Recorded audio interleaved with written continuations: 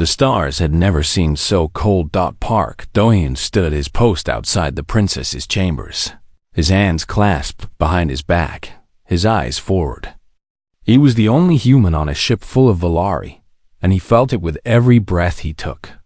The Valari were tall, taller than any human he had ever seen. Their skin was pale blue, almost silver in certain light. Their eyes were large and dark, like pools of ink that could see right through you. They moved with a grace that made Do-hyun feel clumsy just by standing still. They also lived for almost 1,000 years. Do-hyun was 20-4 in the eyes of the Valari guards, who walked past him without a glance. He was barely alive. A mayfly. A creature so temporary that learning his name would be a waste of memory. He understood this. He had understood it the moment he accepted this assignment. But someone had to do it. Earth had finally earned a seat at the Galactic Council. After centuries of being ignored, humanity had proven itself useful enough to be tolerated. Not respected, not admired, just tolerated. And part of that tolerance meant sending human officers to serve on alien ships as a gesture of good faith. Do-hyun was that gesture. He did not mind. He had joined the military because he wanted to see the stars. He had grown up in a small town where the night sky was the only thing that made him feel small in a good way. Now he was here, walking among beings who had built empires. Before humans had learned to write. It was enough for him. The door behind him slid open with a soft hiss. Do-hyun did not turn. He had been taught not to look at royalty unless addressed. But the princess spoke to him anyway. "You are the human," she said. Her voice was soft and curious, not cold like the other Valari. Do-hyun allowed himself a small glance. She was young for her kind. Her father, Emperor Thelvax, had sent her on this diplomatic mission because she was known for her kindness. The Valari Empire was trying to end 100 years of tension with a rival faction, and they needed someone who could speak without threats. Princess Yuna was that someone. She looked at Do-hyun with eyes that were darker than midnight, but somehow warmer than he expected. "Yes, Your Highness," he said. "Private First Class Park Do-hyun." "Do-hyun," she repeated slowly, testing the sounds. "That is a strange name." "It is Korean, Your Highness." "From Earth, Korean." She tilted her head. "I do not know this word." "It is a language, a culture, from a small part of my planet." The princess nodded, though he could tell she did not fully understand. Why would she? Earth was one planet among thousands. Korea was one nation among hundreds. And Do-hyun was one man among billions. He was nothing, but she kept looking at him. "Why are you here?" she asked. Do-hyun blinked. "I was assigned to your security detail, Your Highness." "No."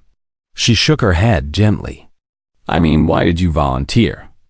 "I have read your file. You asked for this mission. No one forced you." Do-hyun was quiet for a moment. He was not used to being asked questions. The Valari guards treated him like furniture. The officers gave him orders and forgot his face. No one had asked him why he was here since he left Earth. "Someone has to stand where no one else will," he said finally. The princess frowned. "I do not understand. Humans do not live very long, Your Highness. You will live for 800 more years. Maybe more. I will be lucky to see 60. We do not have time to wait for things to be fair. We do not have time to wait for respect. So we go where we are needed, even if no one notices. Because the moment might matter, even if we do not." Yuna stared at him. For a long time, she said nothing. Then she smiled. It was a small smile, barely a curve of her lips, but it was real. "You are strange, Do-hyun." "Yes, Your Highness. I think I like strange." She turned and walked back into her chambers. The door slid shut behind her. Do-hyun let out a slow breath. He returned his eyes to the corridor ahead. The Valari guards passed him again, their footsteps silent, their faces empty. They did not see him, but she had. The ship flew on through the cold stars. In 3 days, they would reach the neutral station where the peace talks would begin. Do-hyun would stand at his post, invisible, unimportant, and ready. He did not know that he would never see those talks. He did not know that in 3 days, everything would change. He only knew that he was here, and that someone had to be. That night, alone in his small quarters, Do-hyun opened his datapad and read poetry from Earth, old words from old writers who had died centuries ago. He liked poetry because it tried to fit entire lives into a few lines. It felt honest. It felt human. He found a poem he had loved since he was a boy. It was about a man who stood alone against a storm, not because he could win, but because standing was all he had. Do-hyun read it twice. Then he wrote in his journal, something he had done every night since leaving home. The princess asked me why I am here. I did not know how to explain it. We do not live long enough to be wise. We do not live long enough to be powerful. But maybe that is why we try so hard. Every moment matters when you only get a handful of them.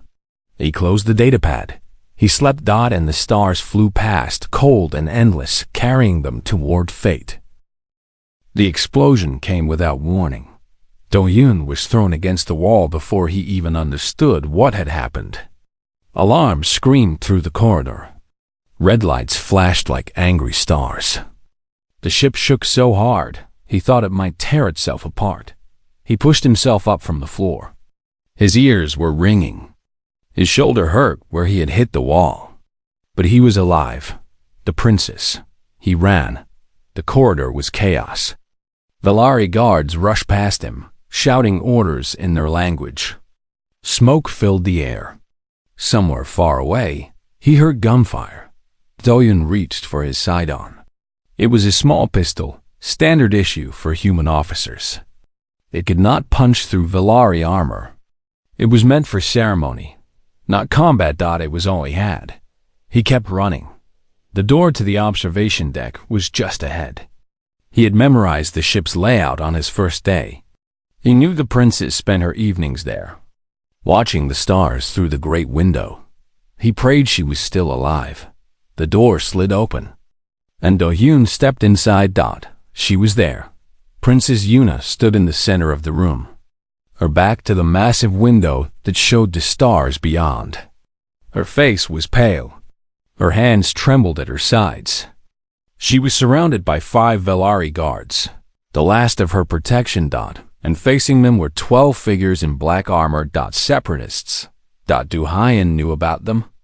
Rogue Valari who opposed the peace treaty. They believed the empire was growing weak. They wanted war, not peace. And they were willing to kill the emperor's daughter to prove their point. The lead separatist spoke. His voice was cold and sharp. The princess comes with us. Stand down and you may live.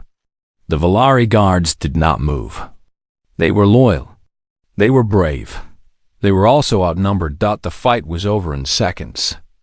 The separatists were faster, better armed, and they attacked without mercy. The guards fell one by one. Do-hyun watched from the doorway, his heart pounding, his hand on his useless pistol. When the last guard dropped, the separatists turned toward the princess. She did not scream. She did not beg. She stood straight and silent, her eyes burning with something that was not fear. It was anger. But anger would not save her. Do-hyun, step forward. The separatists noticed him for the first time. They stared at him like he was a bug that had crawled into the room. One of them laughed.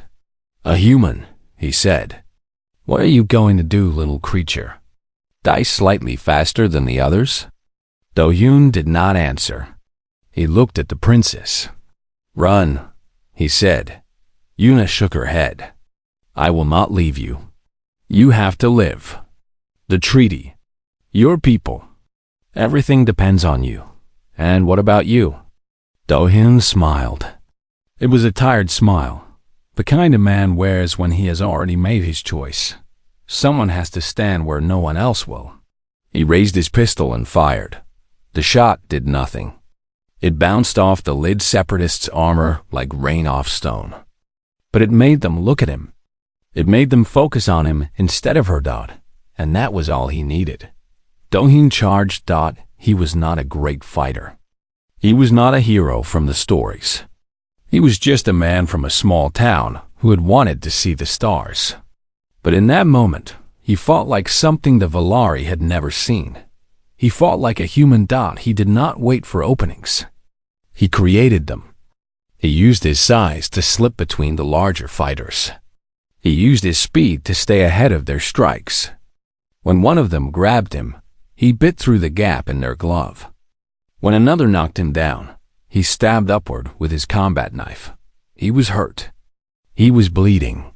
Every second felt like it might be his last. But he did not stop. 3 separatists fell. Then 4. Then 5. The others tried to surround him, but he kept moving. He used the bodies of the fallen as shields. He picked up a dropped weapon and fired until it was empty. He threw a chair. He threw a datapad. He threw anything he could reach. He was not trying to win. He was trying to buy time. He did not look at the princess. He could not. If he looked, he might stop. And if he stopped, she would die. So he kept fighting. 9 separatists lay, dead or dying when they finally brought him down. The 10th shot him in the leg. The 11th hit him in the stomach. The 12th grabbed him by the throat and lifted him off the ground. Do-hyun could not breathe. His vision was going dark at the edges. Blood ran down his face from a cut he did not remember getting. But he smiled, because the princess was gone. He had heard the escape pod launch a few seconds ago. She had run, just like he asked. She was alive. She would make it to the rescue ships. She would survive. The separatist holding him screamed in rage. "Where is she?" Do-hyun looked at him with eyes that were already fading. "Safe," he whispered. "She is safe." The separatist threw him to the ground. Do-hyun lay there, staring up at the stars through the great window. They were so beautiful. They had always been so beautiful. He had wanted to see them his whole life, and now they were the last thing he would ever see. He thought of his mother. He had never sent her the letters he wrote. He hoped someone would find them. He hoped she would know that he had thought of her at the end. He thought of the princess. He hoped she would live a long life. 800 years. Maybe more. He hoped she would find peace. He thought of home. The cherry trees in spring. The smell of rain on warm earth. The night sky that had made him dream of something bigger. The stars grew brighter. Then everything went dark. Private first class. Park Do-hyun died on the floor of the observation deck. Alone among his enemies. 4 minutes and 27 seconds after the ambush began. He was 24 years old, and somewhere in the cold of space. A small escape pod flew towards safety, carrying a princess who was screaming his name. The escape pod was cold and dark. Yuna sat with her knees pulled to her chest, her eyes fixed on the small window. Behind her, the Starlight Covenant was breaking apart. Fire bloomed silently in the void. Pieces of the great ship drifted away like leaves in a storm. She could not look away. Somewhere in that wreckage was a man who had told her to run. She had not wanted to run. Every part of her had screamed to stay, to fight beside him, to die beside him if that was what fate demanded. But he had looked at her with those calm eyes, and he had smiled. And he had said the same words he had spoken the night they first talked. Someone has to stand where no one else will. So she had run. She had run while he fought. She had run while he bled. She had run while he died. And now she was alone. Yuna opened her mouth and screamed. She screamed his name so loud that her throat burned. She screamed it again and again until she had no voice left. She pounded her fists against the walls of the tiny pod until her hands were bruised and swollen. But space gave her nothing back. Space did not care about names. Space did not care about screams. The pod drifted on, silent and cold. Hours passed. Maybe days. Yuna could not tell. She did not eat the emergency rations. She did not sleep. She simply sat and stared at the stars that now seemed darker than she had ever seen them. She was 60 years old. By Valari standards, she was barely more than a child. She had 800 years of life ahead of her. 800 years of mornings and evenings and seasons that would blur together into centuries. Dahin had been 24. He had given her everything he had. Every minute, every breath, every drop of blood. He had given it without hesitation, without fear, without asking for anything in return, and she had not even known his full name until she read it on his file. The rescue ships found her 3 days later. They were Valari cruisers sent by her father the moment he learned of the attack. They surrounded the tiny pod with their massive forms and pulled her gently into their embrace. Soldiers rushed to her side. Doctors checked her for injuries. Officers asked her questions about what had happened. Yuna could only say one thing. Find him. Please find him. They did. It took them 2 weeks to search the wreckage. The Starlight Covenant had been reduced to scattered metal and memory. But they found what she asked for. They found the body of a young human soldier, still lying in the observation deck, surrounded by the enemies he had killed. They brought him to her. Yuna stood in the cold room where they had laid him. He looked peaceful. His eyes were closed. His hands were folded over his chest. Someone had cleaned the blood from his face. He looked like he was sleeping. She reached out and touched his cheek. It was cold. So cold. I am sorry, she whispered. I am so sorry. She stayed with him for hours. She did not let anyone else into the room. She simply sat beside him and tried to understand what he had done. He was human. He should not have been able to fight like that. He should not have been able to hold off 12 armed Valari soldiers for even a minute. Everything she knew about his species said they were weak, fragile, limited by their short lives and soft bodies. But he had fought like a storm. She thought about what he had written in his journal. She had found his datapad among his things. It was cracked, but it still worked. We do not live long enough to be wise. We do not live long enough to be powerful. But maybe that is why we try so hard. Every moment matters when you only get a handful of them. Yuna read those words 100 times, 1,000 times. She read them until she had memorized every letter. And slowly, something began to change inside her. She had always thought that her long life was a blessing. The Valari measured worth in centuries. They built empires that lasted for ages. They looked down on shorter species because those species would die before they could accomplish anything important. But Do-yoon had accomplished something important. He had saved her life in 4 minutes and 27 seconds. He had asked for nothing. He had expected nothing. He had simply done what needed to be done because someone had to. Yuna closed the datapad and pressed it to her chest. She made a promise to herself in that cold room. Standing over the body of a man she had barely known, she would not forget him. Not in 60 years. Not in 600 years. Not ever. She would say his name every day for the rest of her life. She would make sure the galaxy knew what he had done. She would prove that a life did not have to be long to matter. They held a funeral for him on the rescue ship. It was small and quiet. Only Yuna and a few officers attended. The Valari did not have customs for honoring aliens. They did not know the right words to say. So Yuna spoke instead. She told them about the night he had stood at her door. She told them about the conversation they had shared. She told them about his poetry and his journal and his gentle smile. She told them that he had been brave, that he had been kind, that he had been human God, and then she told them his name, Park Doyen. She said it clearly so that everyone would hear, so that everyone would remember. They sent his body back to Earth, back to the small town in Korea where he had been born, back to the mother who had waited for letters that never came. Yuna wanted to go with him. She wanted to see the world that had made such a man. But her duty kept her here. The peace treaty still needed to be signed. The wars still needed to be stopped.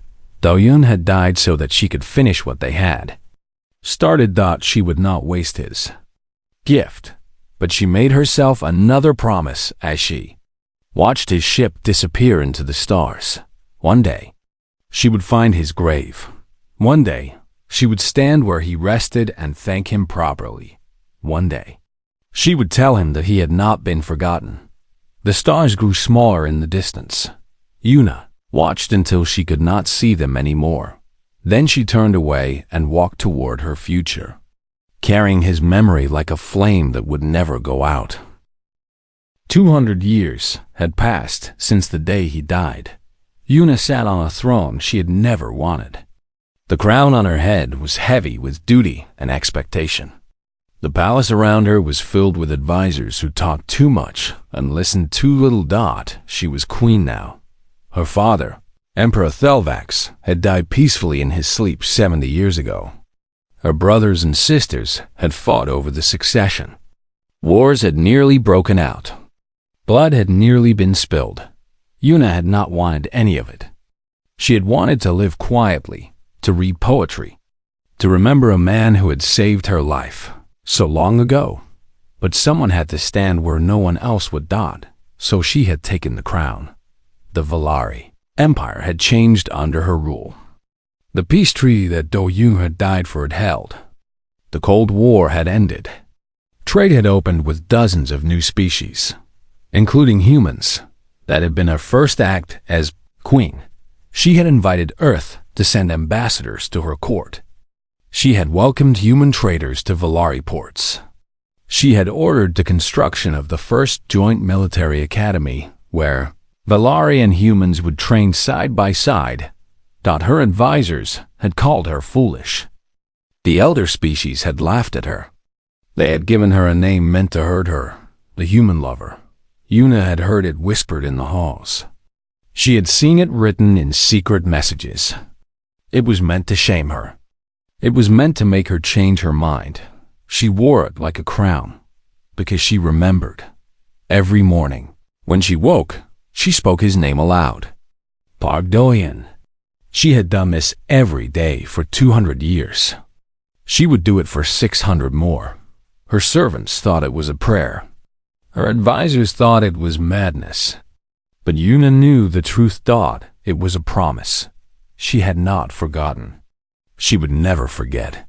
The years passed slowly for a Valari queen. Wars came and went. Alliances formed and broke. Stars were born and died in the distant reaches of the galaxy. Through it all, Yuna ruled with a steady hand and a quiet heart. She thought of him often. She wondered what he would think of what she had built. Would he be proud? Would he smile that gentle smile and tell her she had done well? Or would he shake his head and say that she had missed the point entirely? She did not know. She would never know. But she hoped. In the 203rd year of her reign, Yuna made a decision. She called her advisors to her throne room and told them she was leaving. Not for long, just for a few weeks. She had something she needed to do. They protested. They argued. They listed 100 reasons why she could not leave. She left anyway. The ship that carried her was small and fast.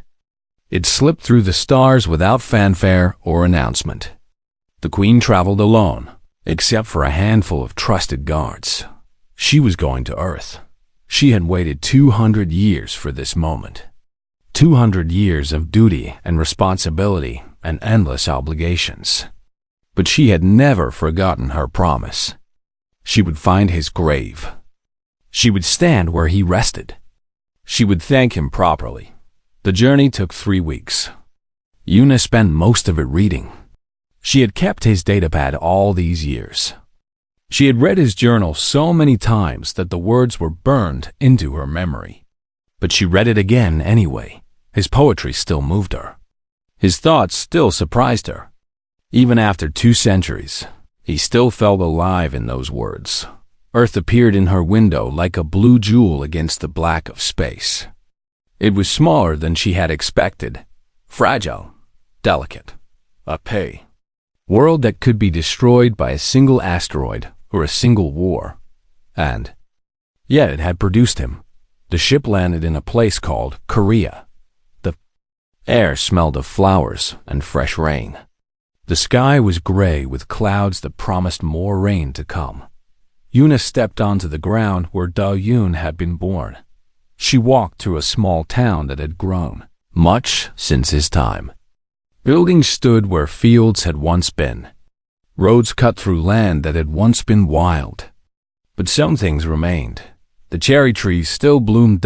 She followed a path that led away from the town, up a gentle hill, into a quiet place where stones stood in neat rows. A graveyard. A place for the dead. She found him near the top of the hill.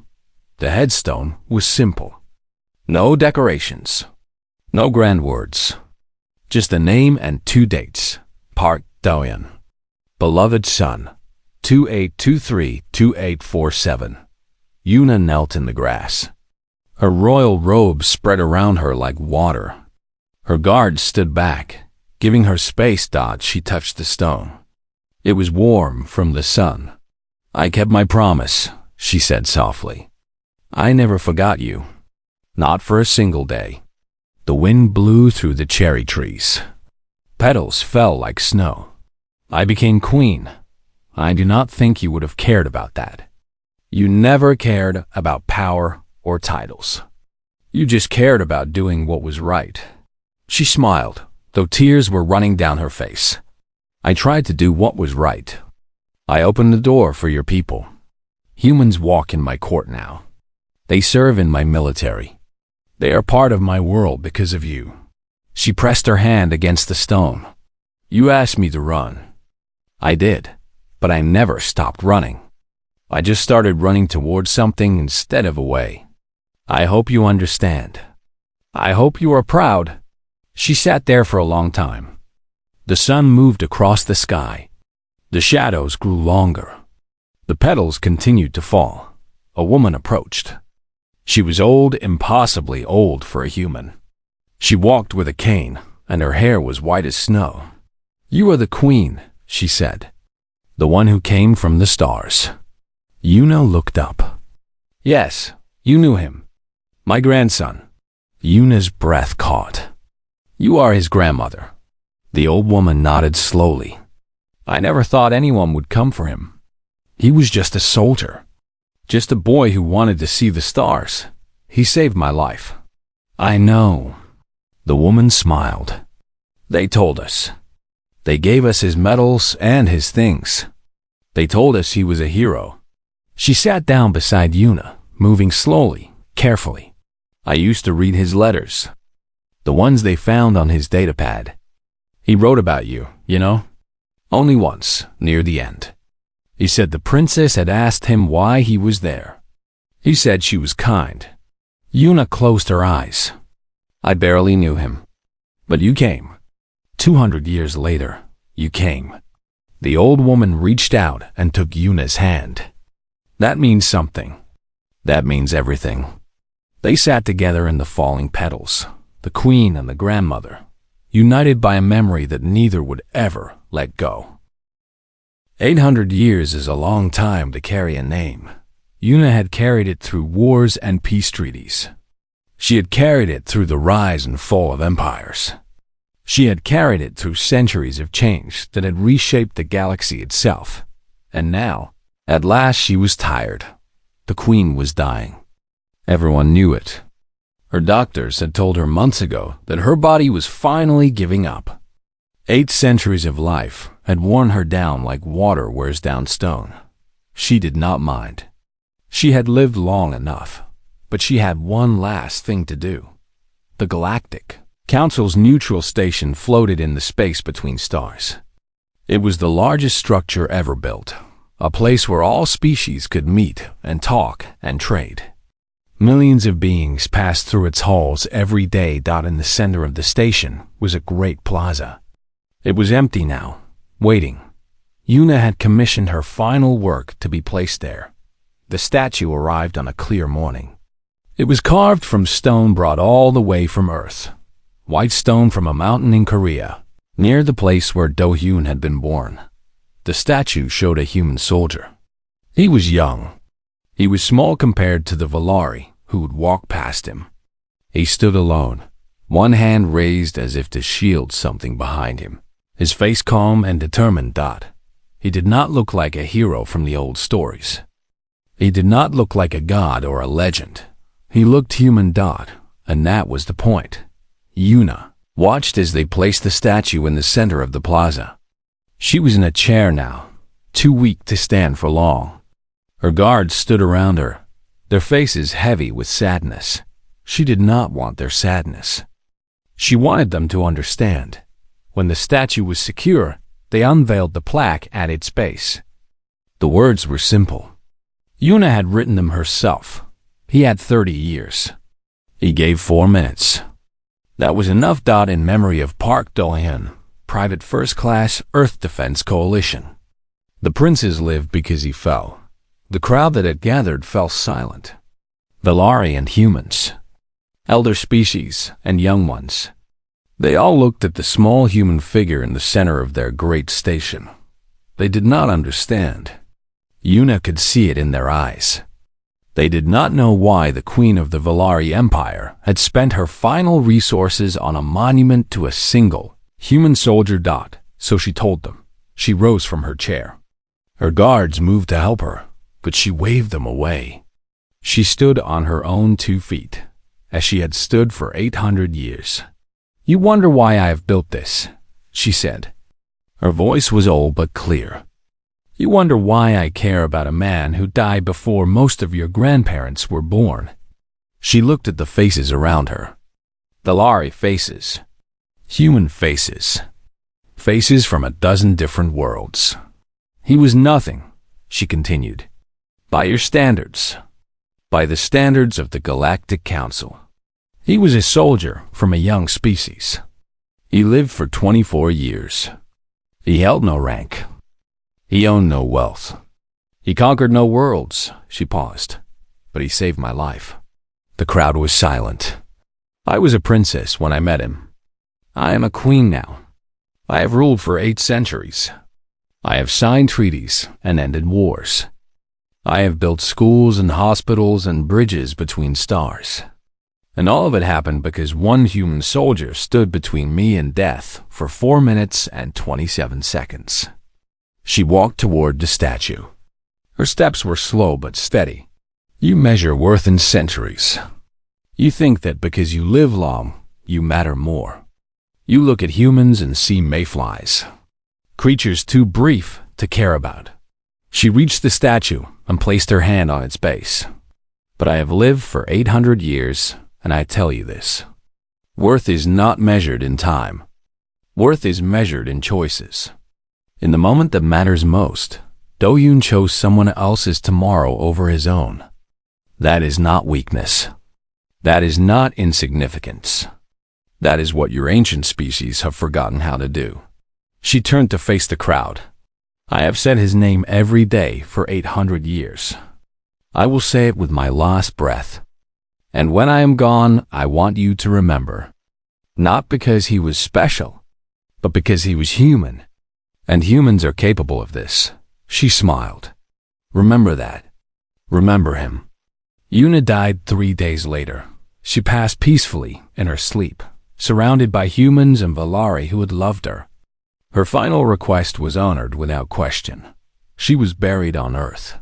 They placed her in a small town in Korea, beneath the cherry blossom trees that she had visited so long ago. They buried her beside a simple grave with a simple headstone. Park Do-hyun, beloved son, 2823-2847. Her own headstone was placed next to his. Queen Yuna She remembered his name. The cherry blossoms fell on both of them. The sun rose and set. The seasons turned, and the galaxy remembered. Centuries later, human children learned this story in school. They learned about a soldier named Do Yun and a princess named Yuna. They learned that humanity had earned its place among the stars, not through conquest or technology, but through a single act of sacrifice that a queen had never forgotten. And when those children grew up and faced their own impossible moments, some of them whispered a name like a prayer. Du Hyan. The man who proved that even the shortest lives can echo forever. At the Galactic Council's neutral station, the statue still stands. Millions of beings pass it every day. Some of them stop to read the plaque. Some of them touch the stone. Some of them do not notice it at all, but it remains. A small human figure, standing alone, one hand raised to protect someone behind him, and at its base, words that will last as long as the stars themselves. He had 30 years. He gave 4 minutes. That was enough. The princess lived because he fell. The queen never forgot his name.